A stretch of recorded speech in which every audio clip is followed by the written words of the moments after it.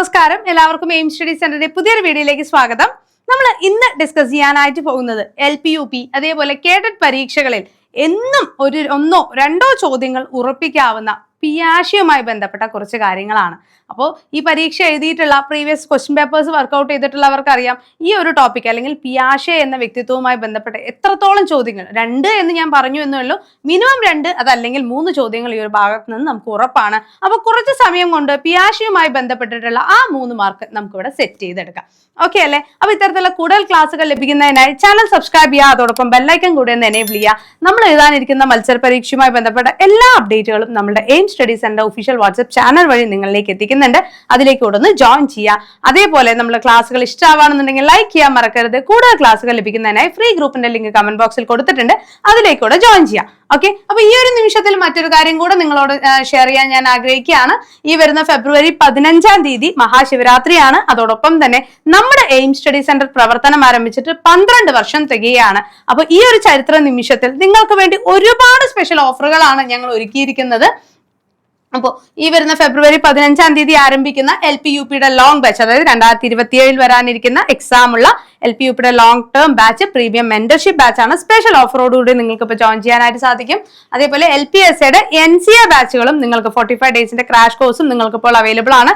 LPSA NCA Thiruvananthapuram LPSA by transfer ഒക്കെ ഇപ്പോൾ confirmation മെസ്സേജുകൾ വന്നിട്ടുണ്ട്. കൊടുത്തിട്ടില്ല എന്നുണ്ടെങ്കിൽ എത്രയും പെട്ടെന്ന് തന്നെ കൊടുക്കുക.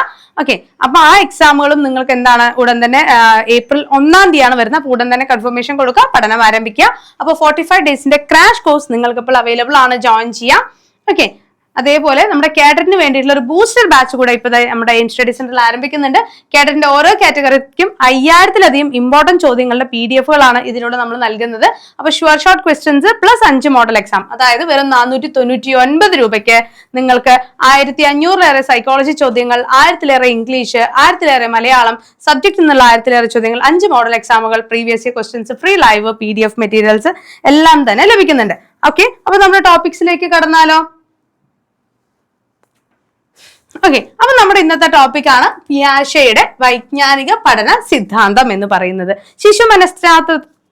ശിശു മനഃശാസ്ത്രത്തിലും അതേപോലെ തന്നെ ശിശു ഭൗതിക വികസനവുമായി ബന്ധപ്പെട്ട ഒരുപാട് തിയറീസ് മുന്നോട്ട് വെച്ചിട്ടുള്ള ഒരു വ്യക്തിത്വമാണ് ഈ സ്വിസ് മനഃശാസ്ത്രജ്ഞനായിട്ടുള്ള ജീൻ പിയാഷെ എന്ന് പറയുന്നത്, അല്ലെ?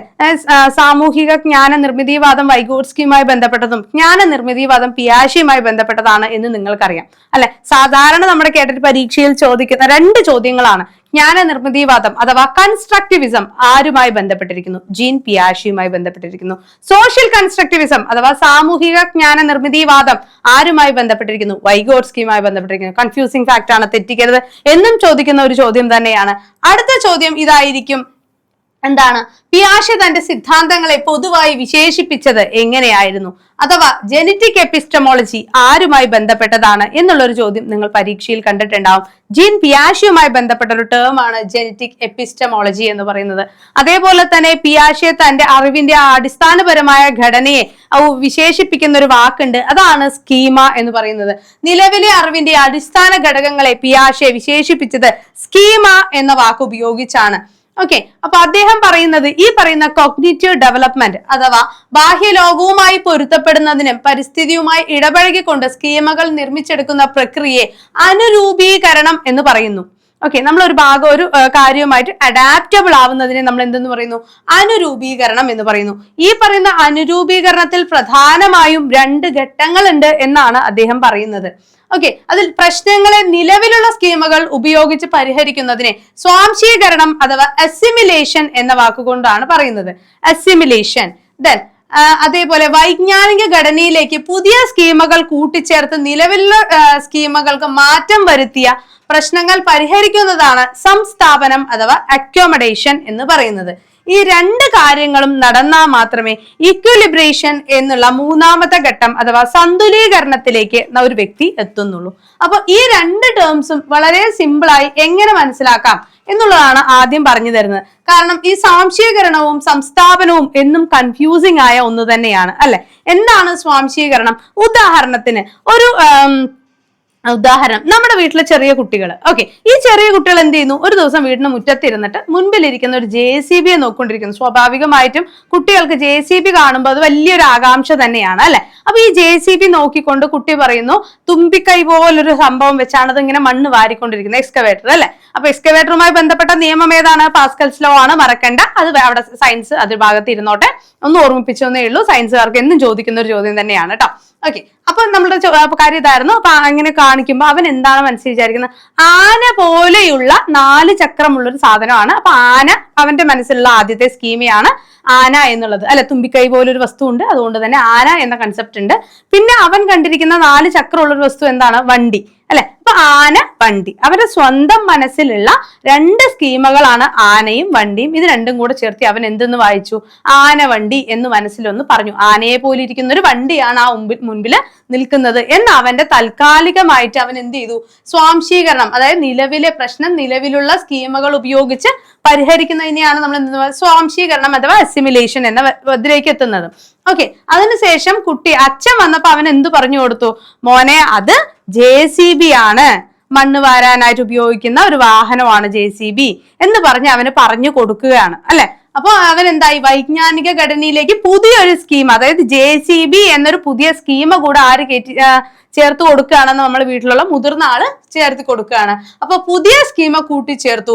നിലവിലുള്ള സ്കീമുകൾക്ക് മാറ്റം വരുത്തിയോ പ്രശ്നങ്ങൾക്ക് പരിഹരിക്കുന്നതോ ആണ് ഏതെന്ന് പറയുന്നത്? സംസ്ഥാപനം അഥവാ അക്കോമഡേഷൻ എന്ന് പറയുന്നത്. സംസ്ഥാപനം അഥവാ അക്കോമഡേഷൻ എന്ന് പറയുന്നത്. ക്ലിയർ ആണോ? അപ്പൊ ഈ രണ്ടും കഴിഞ്ഞു. അതായത് കുട്ടിക്ക് ആനവണ്ടി അത് JCB ആണ് എന്നുള്ള പുതിയ സ്കീമ കൂടെ ചേർത്തിയപ്പോ അവിടെ ഒരു ഇക്വിലിബ്രേഷൻ വന്നു. അതിനെയാണ് എന്തെന്ന് പറയുന്നത്? സന്തുലീകരണം എന്ന് പറയുന്നത്. എന്തെന്ന് പറയുന്നു? സന്തുലീകരണം എന്ന് പറയുന്നത്. ക്ലിയർ ആണോ? അപ്പൊ ഈ കാര്യങ്ങളൊക്കെ നമ്മളൊന്ന് മനസ്സിലാക്കി വെക്കണം. അതേപോലെ തന്നെ ഈ ഇതുമായി ബന്ധപ്പെട്ട ഒരു ചോദ്യം ഉറപ്പായും നമ്മൾക്ക് വരും കേട്ടോ. ഇനി നമ്മളോട് ചോദിക്കാൻ സാധ്യതയുള്ളത് ഏതാണ്? പിയാഷെയുടെ കൊഗ്നിറ്റീവ് ഡെവലപ്മെന്റൽ സ്റ്റേജ് ആണ്. അതായത് ഭൗതിക വികസനത്തിലെ ഓരോ സ്റ്റേജിലും വരുന്ന പ്രധാനപ്പെട്ട സവിശേഷതകൾ നമ്മളോട് എന്നും ചോദിക്കാറുള്ളത് തന്നെയാണ് കേട്ടോ. അപ്പൊ ആദ്യത്തെ ഘട്ടം ഏതാണ്? നമ്മൾ ഒരു കുട്ടി ജനനം മുതൽ 2 വയസ്സ് വരെയുള്ള കാലഘട്ടം, അതാണ് ഇന്ദ്രിയ ചാലക ഘട്ടം എന്ന് പറയുന്നത്. ഇന്ദ്രിയ ചാലക ഘട്ടം, ഇന്ദ്രിയങ്ങൾ, നമ്മളുടെ പഞ്ചേന്ദ്രിയങ്ങൾ ഏതൊക്കെയാണ്? ഇല്ലെ? കണ്ണ്, മൂക്ക്, ചെവി, നാവ്, ത്വക്ക് എന്നിവ എന്താണ്? നമ്മുടെ പഞ്ചേന്ദ്രിയങ്ങളാണ്. അപ്പൊ കുട്ടികൾക്ക് അത് ഉപയോഗിച്ച്, അതായത് ഇപ്പൊ ഉദാഹരണത്തിന് സെൻസറി മോട്ടോർ സ്റ്റേജ് എന്ന് പറയും, 0 to 2 ആണ് അതിന്റെ ഏജ് ലിമിറ്റ് വരുന്നത്, അല്ലെ? അപ്പൊ ആ ഒരു കാലഘട്ടത്തിൽ കുട്ടി സന്തോഷിക്കുകയാണ്, അല്ലെ? എങ്ങനെയായിരിക്കും? മുഴുവൻ ശരീരവും ഇളക്കിക്കൊണ്ടാണ്, അല്ലെ? നമ്മളിപ്പോ കുഞ്ഞ് 2 വയസ്സിന് മുമ്പുള്ള കുട്ടികളെ തൊട്ടിയിലൊക്കെ കിടത്തി കഴിഞ്ഞാൽ അമ്മ ഇങ്ങനെ തൊട്ടി പോയി ഇങ്ങനെ തുറന്നു നോക്കുന്ന സമയത്ത്, അല്ലെ? തൊട്ടിൽ കിടക്കുന്ന കുട്ടിയെ നമ്മൾ തുറന്നു നോക്കുമ്പോൾ കുട്ടിക്ക് സന്തോഷം കൊണ്ട് കുട്ടി ഇങ്ങനെ തുള്ളി കളിക്കും, അല്ലെ? അതേപോലെ അവന് സന്തോഷം വന്ന് അവൻ തപ്പ് കൂട്ടി ചാടുന്നൊക്കെ കാണാനായിട്ട് സാധിക്കും, അല്ലെ? നമ്മുടെ വീട്ടിലെ കുട്ടികളെ തന്നെ നമ്മൾ നോക്കിയാൽ മതി, സൈക്കോളജി മുഴുവൻ നമുക്ക് പഠിക്കാൻ പറ്റും, അല്ലെ? അപ്പൊ ഈ പറയുന്ന ഇന്ദ്രിയ ചാലഘട്ടം എന്താണ്? ആ ഒരു സ്റ്റേജ് ആണ്. കുട്ടി മുഴുവനായ തന്റെ ശരീരം ഉപയോഗിച്ചുകൊണ്ട് തന്റെ വികാരങ്ങളെ എന്ത് ചെയ്യണം? കാണിക്കുന്ന ഒരു സ്റ്റേജ് ആണ്, അല്ലെ? അതാണ്. അതേപോലെ കുട്ടി കാര്യങ്ങൾ മനസ്സിലാക്കുന്നത് മുഴുവൻ ഇന്ദ്രിയങ്ങളെ ഉപയോഗിച്ചാണ്, അല്ലെ? ആ ഒരു സ്റ്റേജിനാണ് എന്ത് പറയാ? ഇന്ദ്രിയ ചാലക ഘട്ടം അഥവാ സംവേദന ചാലക ഘട്ടം, സെൻസറി മോട്ടോർ സ്റ്റേജ് എന്നൊക്കെ പറയുന്നത്. അപ്പൊ റിഫ്ലക്സുകൾ, സംവേദനം, ചലനം തുടങ്ങിയവയിലൂടെ ചുറ്റുപാടിൽ നിന്നും ഗ്രഹിക്കുന്നു, മറ്റുള്ളവരെ അനുകരിക്കാൻ തുടങ്ങുന്നു, സംഭവങ്ങൾ ഓർത്തു വെക്കുവാൻ ആരംഭിക്കുന്നു എന്നും ചോദിക്കുന്ന ഒരു ചോദ്യമാണ് ഒബ്ജക്ട് പെർമനൻസ് അഥവാ വസ്തുസ്ഥൈര്യം. ഈ ഘട്ടത്തിന്റെ അവസാനം മാത്രമാണ് ഇത് ആർജിക്കുന്നത്. ഓക്കെ, വസ്തുസ്ഥൈര്യം എന്ന് വെച്ചാൽ എന്താ? നമ്മളൊരു കളിപ്പാട്ടം കാണിച്ചു, കാക്ക കൊണ്ടുപോയി എന്ന് പറഞ്ഞ് അതിനിങ്ങനെ മാറ്റി വെച്ചാൽ അവന്റെ മനസ്സിൽ എന്താണ്? കാക്ക കൊണ്ടുപോയി, അയ്യോ അത് പോയി എന്ന കൺസെപ്റ്റേ ഉള്ളൂ. ഈ സംഭവം കുട്ടിയിലേക്ക് എത്തുന്നത് എപ്പോ മാത്രമാണ്? അവസാനത്തിൽ, അതായത് ഇന്ദ്രിയ ചാലഘട്ടത്തിന്റെ അവസാന ഘട്ടത്തിൽ മാത്രമേ ഈ വസ്തുസ്ഥൈര്യത, കാക്കയൊന്നും കൊണ്ടുപോയിട്ടില്ല, അമ്മ അടുത്ത് ഒളിപ്പിച്ച് വെച്ചതാണ്, എന്റെ കൺമുൻപിൽ ആ സാധനം ഇല്ലെങ്കിലും അങ്ങനെ ഒരു വസ്തു അവിടെ ഉണ്ട് എന്ന കൺസെപ്റ്റ് കുട്ടിയിലേക്ക് എത്തുന്നത് ഇന്ദ്രിയ ചാലഘട്ടത്തിന്റെ അവസാന ഘട്ടത്തിൽ മാത്രമാണ്. റിഫ്ലക്സ് പ്രവർത്തനങ്ങളിൽ നിന്ന് ബോധപൂർവമായ പ്രവർത്തനങ്ങളിലേക്കുള്ള മാറ്റവും ഈ പറയുന്ന ഇന്ദ്രിയ ചാലഘട്ടത്തിന്റെ സവിശേഷതയാണ് എന്ന് പറയാം. ഇനി അടുത്ത ഘട്ടമാണ് ഏതെന്ന് പറയുന്നത്? പ്രാഗ് മനോവ്യാപാര ഘട്ടം അഥവാ പ്രീ ഓപ്പറേഷണൽ സ്റ്റേജ് എന്ന് പറയുന്നത്. പ്രാഗ് മനോവ്യാപാര ഘട്ടം അഥവാ പ്രീ ഓപ്പറേഷണൽ സ്റ്റേജ് എന്ന് പറയുന്നത് 2 മുതൽ 7 വയസ്സ് വരെയുള്ള കാലഘട്ടത്തെയാണ്. 2 മുതൽ 7 വയസ്സ് വരെയുള്ള കാലഘട്ടം. ഈ സമയത്താണ് കുട്ടികൾ ഭാഷ വികസിക്കുന്നതും വസ്തുക്കളെ സൂചിപ്പിക്കാനായിട്ട് പ്രതിരൂപങ്ങൾ അഥവാ സിംബൽസുകൾ ഉപയോഗിച്ചു തുടങ്ങുന്നതും, അല്ലെ? മമ്മം, അതേപോലെ കുട്ടികൾ ഓരോ വാക്കുകൾ ഉപയോഗിച്ചിട്ട് സിമ്പിൾസ് കാണിച്ചിട്ട് അല്ലെ ഓരോ സാധനങ്ങൾ വേണം എന്നൊക്കെ പറയുമ്പോൾ അവര് അങ്ങനെ ഓരോ സിമ്പിൾസ് കാണിക്കും, ചില വാക്കുകൾ ശബ്ദങ്ങൾ പുറപ്പെടുവിക്കും അല്ലെ. അതൊക്കെ അതിന് ഉദാഹരണമാണ്. സ്വന്തം വീക്ഷണകോണിലൂടെ മാത്രം കാര്യങ്ങളെ നോക്കിക്കാണുക, അതായത് ഈഗോ സെൻട്രിക് തോട്ട് വളരെ പ്രധാനപ്പെട്ടതാണ്. സ്വന്തം വീക്ഷണകോണിലൂടെ മാത്രം ഈഗോ സെൻട്രിക് തോട്ട് എന്ന് പറയുന്നത് ഏതാണ്? പ്രാഗ് മനോവ്യാപാര ഘട്ടത്തിന്റെ സവിശേഷതയാണ്. ഉദാഹരണത്തിന് അല്ലെ, നമ്മുടെ കുട്ടികൾ 2 വയസ്സൊക്കെ കഴിയുമ്പോൾ അത്യാവശ്യം നന്നായി സംസാരിക്കാനൊക്കെ തുടങ്ങും. അത് കഴിയുമ്പോൾ അവന് ഈ ഒരു സന്തോഷം വന്നാൽ, അല്ലെങ്കിൽ നമ്മളിപ്പോ അവനോട് ചോദിക്കുകയാണ് മോനെ വലുതാവുമ്പോ ആരാവണം, ഒരു 4-5 വയസ്സൊക്കെ ആവുമ്പോഴാണ് അവർക്ക് ആരെങ്കിലുമൊക്കെ ആവണം എന്ന് തോന്നല് വരിക അല്ലെ. ഇപ്പൊ മക്കളോട് ചോദിക്കുമ്പോൾ മക്കള് പറയും സങ്കടപ്പെട്ട അമ്മ സങ്കടപ്പെടണ്ടാട്ടോ, അമ്മയ്ക്ക് ഞാൻ മിഠായി മേടിച്ചു തരാം, അല്ലെങ്കിൽ എനിക്ക് ജോലി കിട്ടട്ടെ, അമ്മയ്ക്ക് ചന്തമുള്ള ഉടുപ്പും മിഠായും ഐസ്ക്രീം ഒക്കെ ഞാൻ മേടിച്ചു തരാം എന്നൊക്കെ നമ്മളോട് പറയും അല്ലെ. അപ്പൊ നമ്മളോട് എന്താണ് അവരാ പറയുന്നത്? അവർക്ക് മനസ്സിൽ എന്താണ്? അവർക്ക് ഇഷ്ടമുള്ള ചോക്ലേറ്റ്സ്, കളർഫുൾ ആയിട്ടുള്ള ഡ്രസ്സ്, കളർ പെൻസില്, അതൊക്കെ തന്നെയാണ് മുതിർന്നവർക്കും ഇഷ്ടം എന്ന ഒരു കൺസെപ്റ്റ് നിലനിൽക്കുന്ന കാലഘട്ടമാണ് 2 മുതൽ 7 വയസ്സ് വരെയുള്ള കാലഘട്ടം, പ്രാഗ് മനോവ്യാപാര ഘട്ടം അഥവാ പ്രീ ഓപ്പറേഷണൽ സ്റ്റേജ്. അതിന്റെ മെയിൻ ആയിട്ടുള്ള സവിശേഷതയാണ് ഈഗോ സെൻട്രിസം, അതായത് സ്വന്തം വീക്ഷണകോണിലൂടെ അഹം കേന്ദ്രീകൃത ചിന്ത എന്നൊക്കെ മലയാളത്തിൽ പറയും ട്ടോ.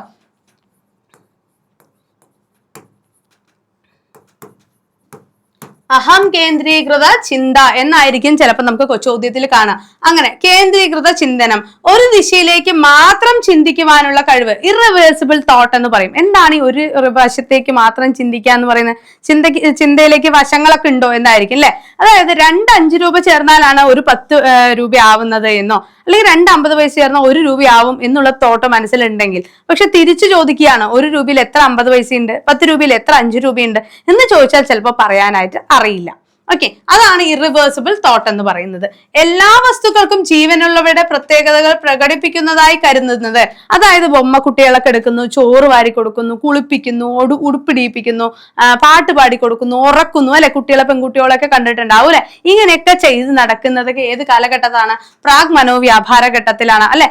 അമ്മേ എന്റെ കുഞ്ഞിനെ ഉറക്കുന്നുണ്ട് കേട്ടോ എന്ന് പറഞ്ഞ് നമ്മുടെ അടുത്തൊരു തുണിയിലൊക്കെ പൊതിഞ്ഞ് കൊണ്ട് കിടത്തി അല്ലെ. അങ്ങനെയൊക്കെ ചെയ്യും. അവർ വിചാരിക്കുന്ന അവരെ പോലെ തന്നെ വികാരങ്ങളും വിചാരങ്ങളും ഒക്കെ ആ ബൊമ്മക്കുട്ടികൾക്കും ഉണ്ട് എന്നുള്ളതാണ്. അങ്ങനെയുള്ള അത് ആ കാലഘട്ടത്തെയാണ് നമ്മൾ എന്ത് അനീമിസം എന്ന വാക്കുകൊണ്ട് അർത്ഥാക്കുന്നത് കേട്ടോ. അപ്പൊ നമ്മളോട് ഒരു ചോദ്യം അവിടെ നിന്ന് അങ്ങനെയും വരാം, എല്ലാ വസ്തുക്കളിലും ജീവയുടെ പ്രത്യേകതകൾ പ്രകടിപ്പിക്കുന്നു എന്ന് കരുതുന്നത് ഏത് കാലഘട്ടത്തിന്റെ സവിശേഷതയാണെന്ന് ചോദിച്ചാൽ അത് പ്രാഗ് മനോവ്യാപാര ഘട്ടം. എന്നാൽ അതിനെ ഉപയോഗിക്കുന്ന വാക്ക് എന്താണ് എന്ന് ചോദിച്ചാൽ അനീമിസം എന്ന് പറയണം. അല്ലെങ്കിൽ നമ്മൾ ഇങ്ങനോട് ചോദിക്കാം അനീമിസം ഏത് കാലഘട്ടത്തിന്റെ സവിശേഷതയാണ് എന്നും എടുത്ത് ചോദിക്കാവുന്നതാണ്. ഓക്കെ, അപ്പൊ ഇതും ക്ലിയർ ആയെന്ന് വിചാരിക്കുന്നു. അടുത്ത ഘട്ടം ഏതാണ്? നമ്മുടെ മൂർത്ത മനോവ്യാപാര ഘട്ടം അഥവാ കോൺക്രീറ്റ് ഓപ്പറേഷണൽ സ്റ്റേജ് ആണ്.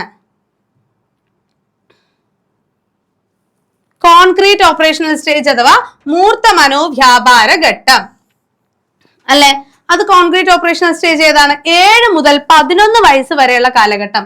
തന്റെ മുന്നിൽ അനുഭവേദ്യമായ പ്രശ്നങ്ങളെ കുറിച്ച് യുക്തിപൂർവം ചിന്തിക്കുവാൻ കഴിയുന്ന ഒരു കാലഘട്ടമാണ്. യുക്തിപൂർവമായ ചിന്ത ഉടലെടുത്തു തുടങ്ങുന്ന കാലഘട്ടത്തെയാണ് ഈ കോൺക്രീറ്റ് ഓപ്പറേഷണൽ സ്റ്റേജ് എന്ന് പറയുന്നത്. ചിന്തയിൽ സ്ഥിരത ആർജിക്കുന്നു. അതായത് നമ്മൾ ഈ പറയുന്ന ചില ചൈൽഡ്ഹുഡ് എന്ന് പറയുമ്പോൾ നമ്മുടെ ചിന്ത ഒരേ കാര്യത്തിലേക്ക് ചിന്ത കേന്ദ്രീകരിക്കുന്നില്ല. അവർ ഒരു കാര്യത്തെ ചിന്തിക്കും, പെട്ടെന്ന് മറ്റൊരു കാര്യം വരുമ്പോൾ, ഒരു കളിപ്പാട്ടം കേട് വരുമ്പോൾ മറ്റു പുതിയൊന്ന് വന്നു കഴിഞ്ഞാൽ ഇതിനെന്ത് ചെയ്യും? മാറ്റി വെച്ച് അതിലേക്ക് മനസ്സ് കൊണ്ടുപോകാനായിട്ട് സാധിക്കും. ഒരേ സമയത്ത് തന്നെ കരയും, ക്ഷണികത എന്നൊക്കെ നമ്മൾ പറയില്ലേ, കരയും. പെട്ടെന്ന് ഫോൺ മേടിച്ചു കഴിഞ്ഞാൽ കരയുന്ന കുട്ടിയുടെ കയ്യിൽ തിരിച്ച് ഫോൺ കൊടുത്താൽ കരച്ചിൽ അവിടെ നിൽക്കും അല്ലെ. അങ്ങനെയുള്ള കുറെ കാര്യങ്ങളൊക്കെയാണ് ആ ആദ്യത്തെ കാലഘട്ടത്തിൽ ഉണ്ടാവുക. പക്ഷെ എന്താണ് കോൺക്രീറ്റ് ഓപ്പറേഷണൽ സ്റ്റേജിലേക്ക് അല്ലെങ്കിൽ ഒരു 7 വയസ്സൊക്കെ കഴിയുമ്പോൾ ഈ പറയുന്ന ചിന്തയിൽ സ്ഥിരത ആർജിക്കുന്നുണ്ട്. പല സവിശേഷതകൾ പരിഗണിച്ചുകൊണ്ട് നിഗമനങ്ങളിലേക്ക് എത്തിച്ചേരാൻ സാധിക്കുന്നു. യുക്തിപൂർവമായി ചിന്തിച്ചു തുടങ്ങുന്നതും ഒക്കെ കാലഘട്ടം കോൺക്രീറ്റ് ഓപ്പറേഷണൽ സ്റ്റേജ് ആണ്. അതേപോലെ ഭൂതം, ഭാവി, വർത്തമാനം അല്ലെ, നമ്മൾ ടെൻസുകളെ കുറിച്ചൊരു ബോധം വരുന്നതും ഏത് തന്നെയാണ്? ഈ മൂർത്ത മനോവ്യാപാര ഘട്ടത്തിൽ തന്നെയാണ് കേട്ടോ. അതായത് എങ്ങനെയാണ്? ഇപ്പൊ ഇന്നലെ ഞാൻ, അതേപോലെ നാളെ ഇനി വരും, അങ്ങനെയുള്ള കാര്യങ്ങളൊക്കെ വരില്ലേ. അല്ലെങ്കിൽ അതിന് മുമ്പുള്ള കുട്ടികളൊക്കെ പറയും ഇന്നലെ വരും, നാളെ വന്നു എന്നൊക്കെ പറയില്ലേ. അങ്ങനെയുള്ള കൺസെപ്റ്റ് ഒക്കെ മാറി കുട്ടികൾക്ക് എപ്പോഴാണ് ഇന്നലെ, ഇന്ന്, നാളെ എന്നുള്ള കൺസെപ്റ്റുകളെ കുറിച്ച് കൃത്യമായ ഒരു ധാരണ ലഭിക്കുന്ന കാലഘട്ടം ഏതെന്ന് ചോദിച്ചാൽ അത് കോൺക്രീറ്റ് ഓപ്പറേഷണൽ സ്റ്റേജ് ആണ്, അഥവാ മൂർത്ത മനോവ്യാപാര ഘട്ടമാണ്. ഇനി നമ്മുടെ ആ ഫൈനൽ സ്റ്റേജിലേക്ക് വരികയാണ്. 11 വയസ്സിന് മുകളിൽ അതാവുമ്പോ എന്തായി? കൗമാര കാലഘട്ടത്തിലേക്ക് നമ്മൾ ഉയർന്നു. ഔപചാരിക മനോവ്യാപാര ഘട്ടം അഥവാ ഫോർമൽ ഓപ്പറേഷണൽ സ്റ്റേജിലേക്ക് എത്തി. 11 വയസ്സ് കഴിഞ്ഞു, കുട്ടി മുതിർന്നു അല്ലെ. അപ്പൊ ആ കാലഘട്ടത്തിൽ പരികൽപ്പനകൾക്ക് രൂപം നൽകുന്നതിനും അവ പരിശോധിക്കുന്നതിനും കഴിയുന്നു. കുട്ടി കുറെ ഹൈപ്പോത്തിസിസുകളെ കുറിച്ച് കുട്ടി സ്വയം കുറെ ചിന്തിക്കുകയും പരീക്ഷണങ്ങളിലൂടെയും നിരീക്ഷണങ്ങളിലൂടെയും കുറെ നിഗമനങ്ങളിലേക്ക് എത്തിക്കാനും ഒക്കെ സാധിക്കുന്ന കുറച്ചുകൂടെ ഹയർ ലെവൽ തിങ്കിങ് ഒക്കെ കൊണ്ടുവരുന്ന കാലഘട്ടമാണ് ഇത് ഈ ഫോർമൽ ഓപ്പറേഷണൽ സ്റ്റേജ് എന്ന് പറയുന്നത്. അമൂർത്തമായ പ്രശ്നങ്ങളെ യുക്തിപൂർവ്വം പരിഹരിക്കാൻ നമുക്ക് മുൻപിൽ കാണാത്തതാണെങ്കിൽ പോലും തിങ്ക് ചെയ്തുകൊണ്ട് അല്ലെ, നമ്മളിപ്പോ ബഹിരാകാശത്തെ കുറിച്ചിട്ടൊക്കെ പഠിപ്പിക്കാനൊക്കെ തുടങ്ങുന്നത് കുറച്ചുകൂടെ മുതിർന്ന സ്റ്റേജുകളിലാണ് അല്ലെ. കുട്ടിക്ക് കാണാൻ കഴിയുന്ന മൂർത്തമായ കാര്യങ്ങളെ കുറിച്ച് അല്ലാതെ അമൂർത്തമായ കാര്യങ്ങളെ കുറിച്ച് കുട്ടിക്ക് പറഞ്ഞു കൊടുക്കുന്നത് എപ്പോഴാണ്? അത് കുറച്ചുകൂടെ ഉയർന്നിട്ടുള്ള ഫോർമൽ ഓപ്പറേഷണൽ സ്റ്റേജ് അഥവാ ഔപചാരിക മനോവ്യാപാര ഘട്ടത്തിലാണ് കേട്ടോ. അമൂർത്തമായ പ്രശ്നങ്ങളെ യുക്തിപൂർവ്വം പരിഹരിക്കുകയും പല വീക്ഷണകോണുകളിലൂടെ പ്രശ്നത്തെ നോക്കിക്കാണുകയും സാമൂഹിക പ്രശ്നങ്ങൾ, നീതിബോധം, സ്വത്വബോധം എന്നിവയെ കുറിച്ച് കാഴ്ചപ്പാടുകൾ രൂപീകരിക്കുന്നതുമായ കാലഘട്ടമാണ് ഇത് ഔപചാരിക മനോവ്യാപാര ഘട്ടം എന്ന് പറയുന്നത്. ക്ലിയർ ആണോ? അപ്പൊ ഇത്രയും സ്റ്റേജുകളാണ് നമുക്ക് പിയാഷയുടെ സ്റ്റേജസ് എന്ന് പറഞ്ഞിട്ട് പഠിക്കാനുള്ളത്. വളരെ പ്രധാനപ്പെട്ട സ്റ്റേജുകളാണ് കേട്ടോ. അപ്പൊ ഈ 4 സ്റ്റേജുകളിൽ നിന്നും ജനറ്റിക് എപ്പിസ്റ്റമോളജി, അതേപോലെ തന്നെ കൺസ്ട്രക്റ്റിവിസം, ഇതുമായി ബന്ധപ്പെട്ട ചോദ്യങ്ങളൊക്കെ എന്താണെങ്കിലും നമ്മൾ എക്സാമുകളിൽ റിപ്പീറ്റഡ് ആയിട്ട് വരുന്നത് തന്നെയാണ്. മിനിമം ഒരു 3 മാർക്കിന്റെ ചോദ്യം ഈ ഒരൊറ്റ ഭാഗത്ത് നിന്ന് നിങ്ങൾക്ക് ഉറപ്പിക്കാവുന്നതാണ് കേട്ടോ. അപ്പൊ കൃത്യമായി തന്നെ പഠിക്കുക. ഇപ്പൊ പറഞ്ഞ കാര്യങ്ങളിൽ എന്തെങ്കിലും സംശയങ്ങളുണ്ടെങ്കിൽ നിങ്ങൾക്ക് കമന്റ് ചെയ്യാം, അതിനുള്ള മറുപടികൾ ഞങ്ങൾ തരുന്നതായിരിക്കും. ഓക്കെ ആണല്ലോ? അപ്പൊ മറക്കണ്ട, നമ്മുടെ എയിം സ്റ്റഡി സെന്ററിന്റെ 12ാം വാർഷികം പ്രമാണിച്ച് വരുന്ന ഫെബ്രുവരി 15-ാം തീയതി വരെ ജോയിൻ ചെയ്യുന്ന LPUP ആണെങ്കിലും കേഡറ്റ് ആണെങ്കിലും HSST എക്കണോമിക്സ് ആണെങ്കിലും PSC ആണെങ്കിലും ഏത് കോഴ്സ് ആണ് എന്നുണ്ടെങ്കിലും സ്പെഷ്യൽ ഡിസ്കൗണ്ടുകൾ ഉണ്ട്. അപ്പൊ ഈ ഒരു അവസരം പാഴാക്കണ്ട. കഴിഞ്ഞ 10 കേഡറ്റിലായി 7000-ഓളം പേരെ വിജയിപ്പിച്ച സ്ഥാപനമാണ് എയിം സ്റ്റഡി സെന്റർ. കഴിഞ്ഞ LPUP-ലാണെങ്കിൽ 1000-ഓളം ആളുകളാണ് എയിം സ്റ്റഡി സെന്റർ റാങ്ക് ലിസ്റ്റിലേക്ക് ഉൾപ്പെട്ടിട്ടുള്ളത്. അപ്പൊ ആ ഒരു സ്ട്രാറ്റജിയോടുകൂടി തന്നെ പ്രീമിയം മെന്റർഷിപ്പോട് കൂടി ഏറ്റവും കുറഞ്ഞ ഫീസിൽ തന്നെ നിങ്ങളുടെ പഠനം ആരംഭിക്കാം. ഈ ഒരു ശിവരാത്രി ഒരു പുതിയ തുടക്കമാവട്ടെ എന്ന് കൂടെ ആശംസിക്കുകയാണ്. അപ്പൊ എത്രയും പെട്ടെന്ന് തന്നെ ജോയിൻ ചെയ്യുക, നിങ്ങളുടെ പഠനം ആരംഭിക്കുക. കോഴ്സിനെ കുറിച്ച് കൂടുതൽ അറിയാൻ 9446537087 നമ്മൾ കോൺടാക്ട് ചെയ്യാം. ക്ലാസ്സുകളൊക്കെ ഇഷ്ടമാവാണെന്നുണ്ടെങ്കിൽ ലൈക്ക് ചെയ്യാൻ മറക്കരുത്. അതോടൊപ്പം ഫ്രണ്ട്സിലേക്ക് കൂടെ ഒന്ന് ഷെയർ ചെയ്ത് കൊടുക്കുക. കൂടുതൽ ക്ലാസ്സുകൾക്കായി ചാനൽ സബ്സ്ക്രൈബ് ചെയ്യുക. അതേപോലെ ഫ്രീ ഗ്രൂപ്പിന്റെ ലിങ്ക് കമന്റ് ബോക്സിൽ കൊടുത്തിട്ടുണ്ട്, അതിൽ കൂടെ ഒന്ന് ജോയിൻ ചെയ്യുക. ഓക്കെ, മറ്റൊരു വീഡിയോ ആയിട്ട് നമുക്ക് വീണ്ടും കാണാം.